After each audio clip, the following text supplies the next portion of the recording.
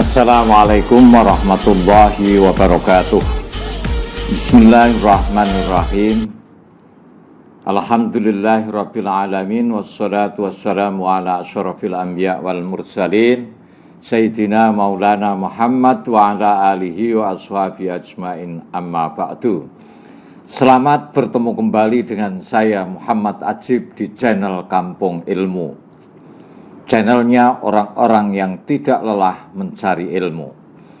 Pada kesempatan ini, saya akan membahas teori perubahan masyarakat. Sebagai da'i atau pengemban dakwah yang ingin mengubah masyarakat, harus menyadari bahwa masyarakat itu tidak hanya berupa kumpulan individu-individu saja. Kalau masyarakat itu hanya individu-individu yang berkumpul di suatu tempat, mungkin kehidupan masyarakat itu tidak dapat berlangsung terus-menerus. Cobalah kita lihat orang yang berkumpul bersama untuk bepergian dengan sebuah kapal atau kereta api.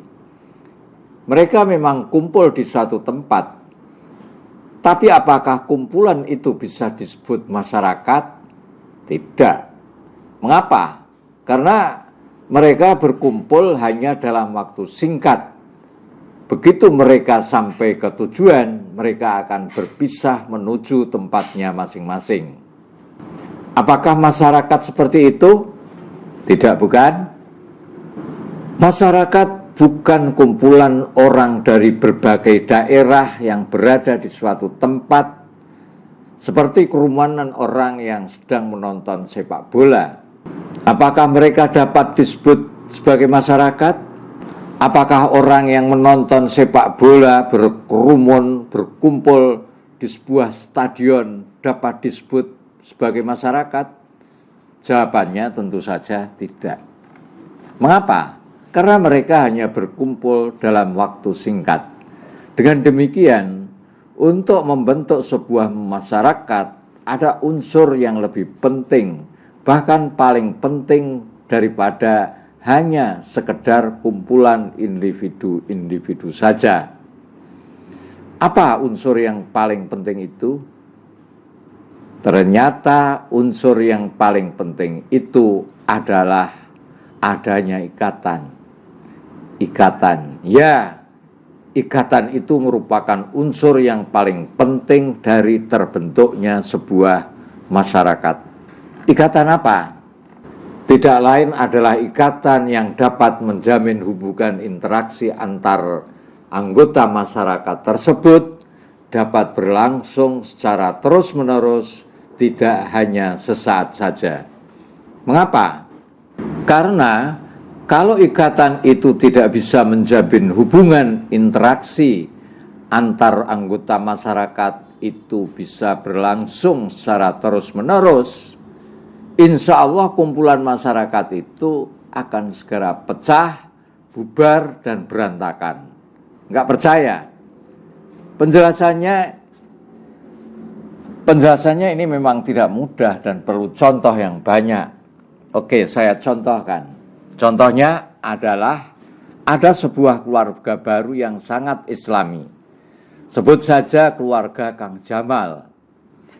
Kang Jamal setelah menikah dengan alumni Pondok Pesantren Nahdlatul Suban, pindah ke rumah sebuah perumahan yang baru. Mereka kemudian tinggal dan berinteraksi dengan masyarakat di wilayah tersebut. Masyarakat di sini sudah memiliki tata cara hidup dalam berinteraksi dengan sesama anggota.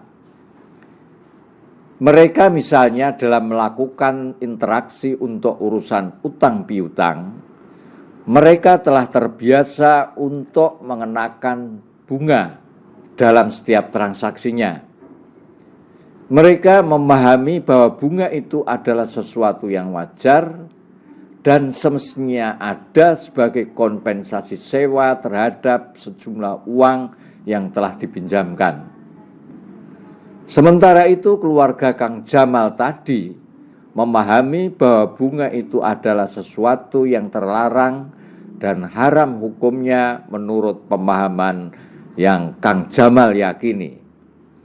Pertanyaannya, bisakah keluarga Kang Jamal yang Islami tadi berinteraksi secara terus-menerus di dalam masyarakat tersebut?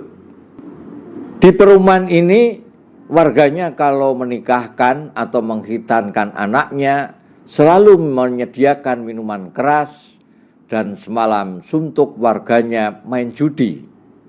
Kalau ada warganya tidak menyediakan minuman keras dan tempat untuk main judi, dia dicibir oleh tetangga kanan kiri. Bahkan sebagian ada yang mendiamkan. Pertanyaannya, bisakah keluarga Kang Jamal yang Islami tadi berinteraksi secara terus-menerus di dalam masyarakat tersebut? Kemungkinannya hanya dua. Dia akan tersingkir dari masyarakat tersebut, atau dia bisa melebur, membaur, menjadi bagian dari masyarakat itu. Mana yang lebih mungkin? Jawabannya sangat tergantung dari sejauh mana keluarga Kang Jamal tersebut memegang erat keyakinannya, pemahamannya terhadap agamanya. Jika Kang Jamal masih bertahan dengan pemahamannya bahwa bunga, minuman keras, dan judi itu tetap haram, maka Kang Jamal akan tersingkir, dijauhi oleh tetangganya, dijauhi oleh masyarakat sekitarnya. Sebaliknya, jika Kang Jamal berubah pemahamannya tentang bunga, minuman keras, dan judi menjadi boleh, tidak apa-apa, maka Kang Jamal bisa segera membaur, melebur dalam masyarakat tersebut. Itu baru 3 pemahaman tentang bunga, minuman keras, dan judi. Belum pemahaman-pemahaman yang lain, misalnya masalah jual beli, sewa menyewa, pendidikan anak, interaksi laki-laki dan perempuan, masalah batas-batas aurat yang boleh dilihat, penanganan masalah jenazah, dan sebagainya. Jika pemahaman Kang Jamal tadi banyak berbeda dengan masyarakat, tentu akan menimbulkan masalah dalam interaksi kesehariannya. Bahkan mungkin dituduh termasuk kelompok radikal atau dicurigai sebagai salah satu jamaah yang beraliran keras yang perlu diwaspadai 24 jam. Dengan kata lain, masyarakat itu dapat berinteraksi secara terus-menerus atau tidak sangat tergantung kepada ikatan yang dimiliki masyarakat itu. Yang menjadi pertanyaan berikutnya adalah, apakah unsur-unsur yang membentuk ikatan masyarakat itu? Ternyata unsur pengikatnya itu tidak lain adalah adanya kesamaan pemikiran, kesamaan perasaan, dan peraturan dari segenap anggota masyarakat. Dengan kata lain, jika di dalam masyarakat tidak ada kesamaan pemikiran, perasaan, dan peraturan dari segenap anggota masyarakatnya, maka dijamin masyarakat itu akan pecah, akan cepat bubar, akan terjadi kekacauan yang terus-menerus. Oleh karena itu, sekarang tibalah saatnya bagi kita untuk membuat definisi tentang masyarakat secara lebih komprehensif. Masyarakat dapat didefinisikan sebagai sekumpulan individu-individu manusia di suatu wilayah tertentu yang memiliki hubungan interaksi secara terus-menerus karena mempunyai kesatuan pemikiran, perasaan, dan peraturan. Mengapa unsurnya adalah adanya kesatuan pemikiran, perasaan, dan peraturan? Apa tidak tambah susah untuk memahaminya? Mungkinkah pikiran dan perasaan seluruh anggota masyarakat disamakan? Kalau peraturan disatukan atau disamakan masih mungkin. Kalau pikiran dan perasaan kayaknya mustahil deh. Hehehe, sabar dulu ya. Dengar dulu penjelasannya, baru boleh protes.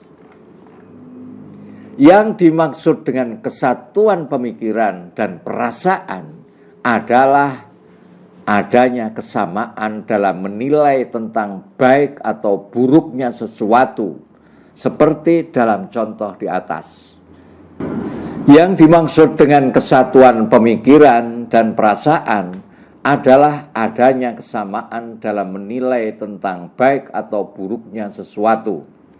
Seperti dalam contoh di atas, masyarakat sudah memiliki standar penilaian tentang baik dan buruknya sesuatu.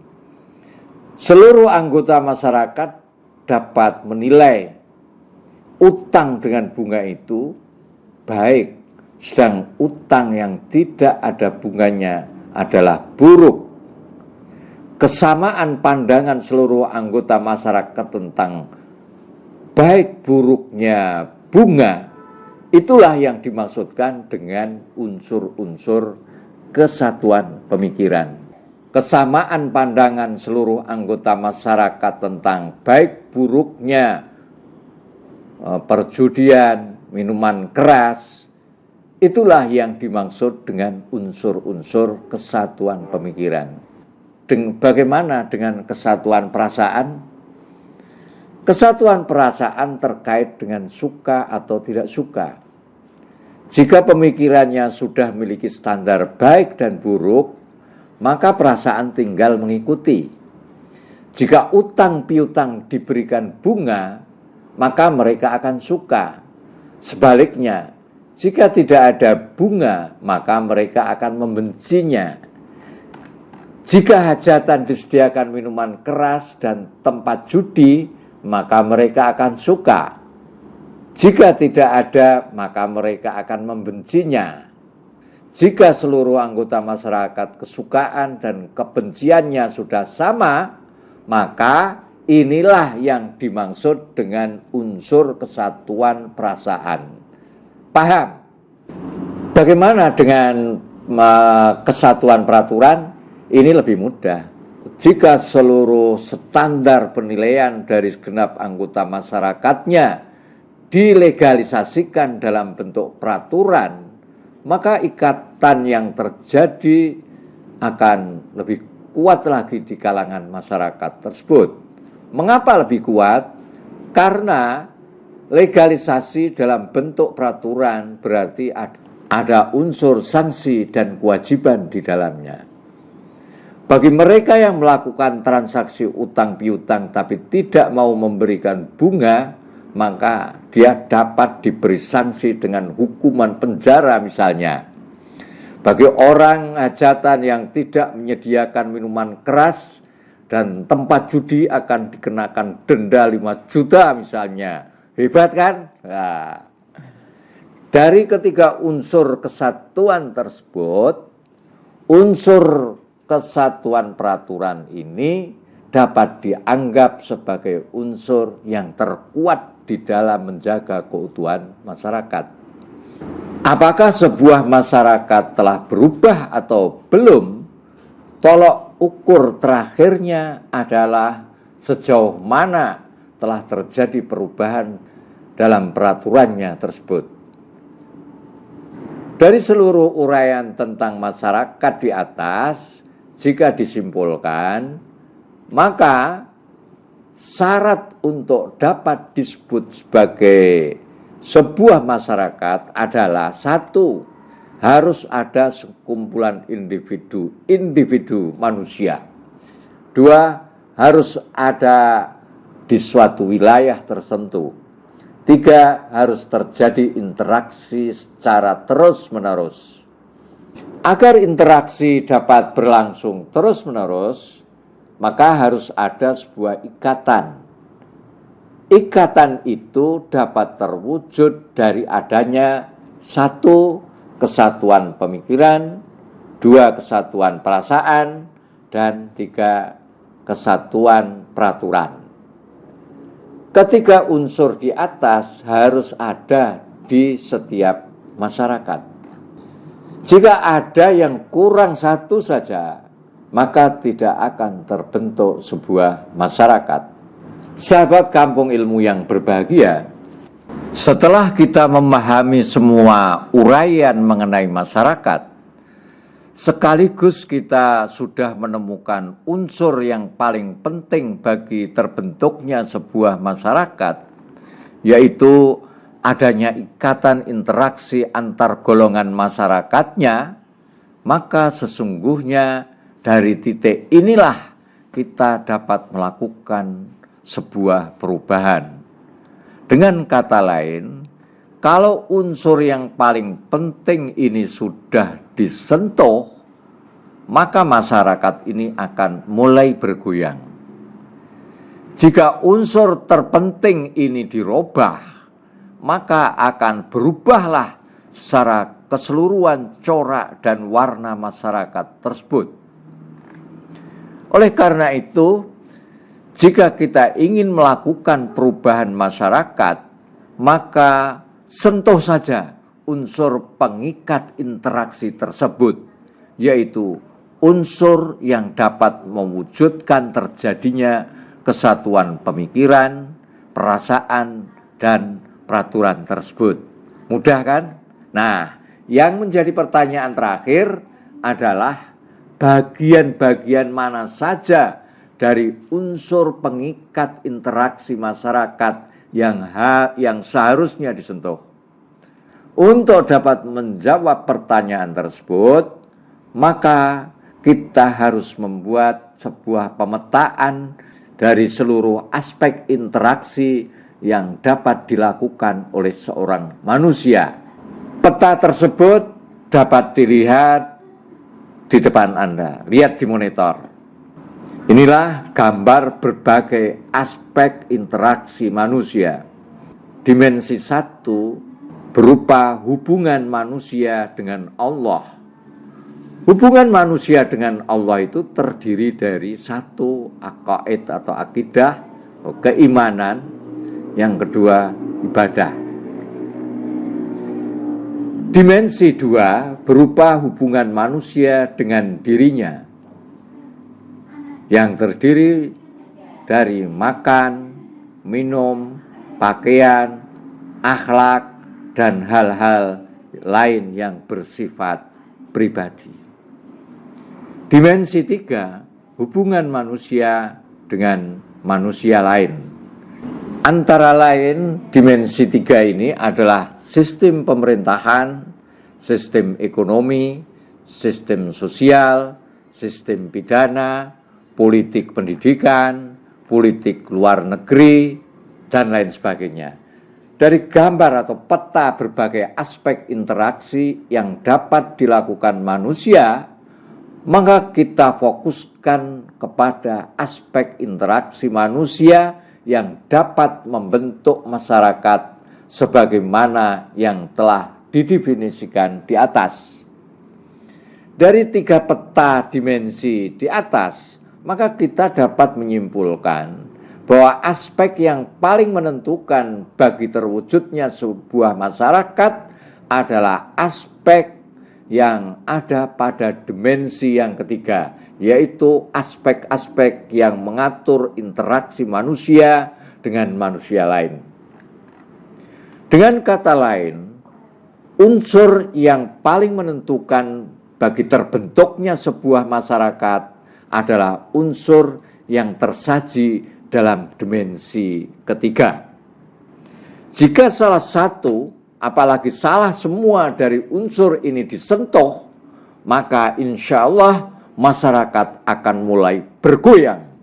Unsur tersebut adalah 1, sistem pemerintahannya, 2, sistem ekonominya, 3, sistem sosialnya, 4, sistem pidananya, 5, sistem pendidikannya, 6, politik luar negerinya. Selama ini para dai, kita para dai hanya berkutat di dimensi 1. dan sebagian masuk dimensi 2. Sedang dimensi 3 jarang ada dai atau pendakwah yang berani memasuki wilayah dimensi 3 ini. Bahkan sering kita dicekoki bahwa agama itu tidak ada urusannya dengan politik. Padahal politik itu bagian daripada dimensi ketiga yang mempunyai peranan penting.